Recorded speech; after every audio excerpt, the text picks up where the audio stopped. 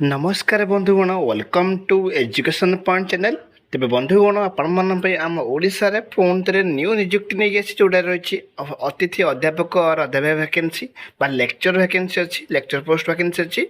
जोटा आप पाइपर दुईट जिलार बहुत बड़ वैकेंसी रही टीचिंग वैकेंसी रही जोटा आपण मैंने डिफरेंट डिफरेंट सब्जेक्ट्स अनुसार गेस्ट फैकल्टी वैकेंसी पाई पारे। तेज आस देखा कें जिला मानक रही वैकेंसी तार कें सब्जेक्ट्स मानक रही वैकेंसी ता सहित तार योग्यता कौन रोचे ता सहित आवेदन प्रक्रिया चयन प्रक्रिया कौन रोचे सब डिटेल्स यही वीडियो माध्यम कही रखी जमारे वीडियोटी काटी काटी देखिए ना वीडियोटी शेष पर्यटन देखिए सब डिटेल्स जानीपारे। आपण मैंने बहुल मत देखुंट लाइक करूँ आ सपोर्ट करूँ आ शेयर करूँ एवं सब्सक्राइब मत करूँ। आपंकर गोटे गोटे लाइक शेयर सब्सक्राइब द्वारा मत बहुत सारा मोटिवेशन मिलूँ आउ एनकरेजमेंट मिलूँ एमती न्यू न्यू अपडेट इनफॉरमेशन सबुदिन आनी पारुची। देखो वैकेंसी रही आर्ट्स साइंस डिफरेंट सब्जेक्ट्स अनुसार रही वैकेंसी रही बहुत सारा सब्जेक्ट्स मानक लेक्चर पोस्ट रही वैकेंसी ता सहित पीजीटी जूनियर अध्यापक अध्यापक वैकेंसी कौचे जोटा कि आपड़ कहींपारे पोस्ट ग्रेजुएट टीचर ता सहित टीजीटी रही 10th grade teacher PAT primary teacher आ पीईटी रही अनेक वैकेंसी अच्छी जोटा आपने +2 एबव जोग थे आपने सब पोस्ट एलिजिबल पारे ता सहित टीचर ट्रेनिंग कोर्स आवश्यकता रही जोटा रही टीजीटी पीआरटी आउ पीजीटी पोस्ट पे टीचर ट्रेनिंग कोर्स बा बीडीआर आवश्यकता रोचे। किंतु जदि आप लेक्चर पोस्ट आवेदन करते केवल आप लेक्चर पोस्ट पर बा गेस्ट फैकल्टी पीजी करते कनसर्न सब्जेक्ट पीजी थे आप गेस्ट फैकल्टी इलिजिबल हो पारे भलसे बुझी रखिए कहीं बहुत सारे पिला डाउट हुए। तेज देखो आवेदन केमती रोज देखो किसी अच्छी ऑनलाइन अच्छी किसी अच्छी ऑफलाइन अच्छी तो से अनुसार आपने सब डिटेल्स जानवे जोटा कि वीडियो माध्यम आप शेष पर्यटन देखिए सब डिटेल्स जानीपारे। तेज आसन देखा यार फुल डिटेल्स कौन रोचे आपण मानक मुझे देखी नौ प्रथम तो आपण नहीं कि आसी जोटा रही टीचर रिक्वायर्ड रही जोटा कि आम बरगढ़ जिला तरफ रही वैकेंसी आप देखिपारे रोटारी पब्लिक स्कूल तरफ रही वैकेंसी बरगढ़ जिले में जोटा आप Piper PGT Piper accountancy subjects commerce रही तो मुझे मिस्टेक लिखी ना तो अकाउंटेंसी अच्छी फिजिक्स अच्छी केमिस्ट्री इंग्लिश बायोलोजी आ पेंटिंग रही टीजीटी देखो मैथ एंड साइंस रही फिजिकल साइंस पीआरटी और टीजीटी अच्छी ओडिया हिंदी रही प्री प्राइमरी टीचर रही जोटा आप बालबाटिया कहीपर रही वैकेंसी सहित music teacher dance teacher PET देखो ये सब सब्जेक्ट योग्यता देखो मुझे कमनली आपण कही रोचे जिते सारा पीजीटी पोस्ट आसो पोस्ट ग्रेजुएट टीचर कहे सी सब वैकेंसी कनसर्न सब्जेक्ट आप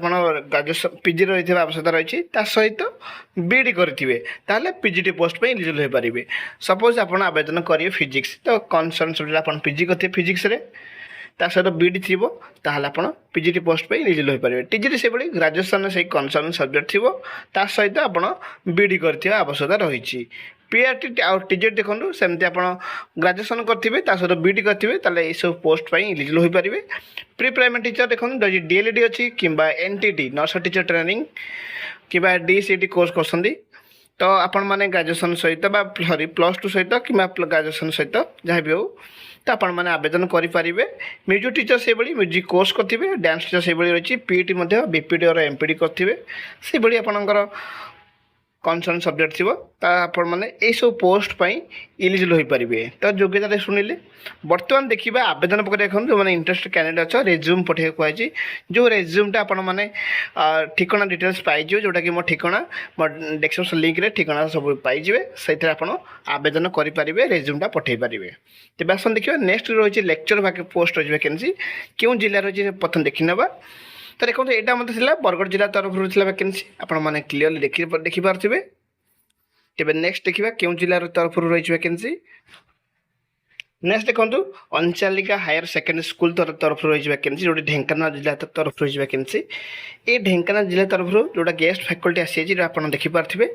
इंग्लिश सब्जेक्ट आड़िया सब्जेक्ट आसी केमिस्ट्री सब्जेक्ट आसी मैथमेटिक्स बायोलोजी रही जो बटानी पिला आवेदन करेंगे आउ संस्कृत रही interested candidate having 50% marks in post graduate ताल से समस्ते वाल्क इन इंटरव्यू अटेंड करेंगे 10/6 अच्छी रही 10/6 रही डिफरेंट सब्जेक्ट अनुसार देखो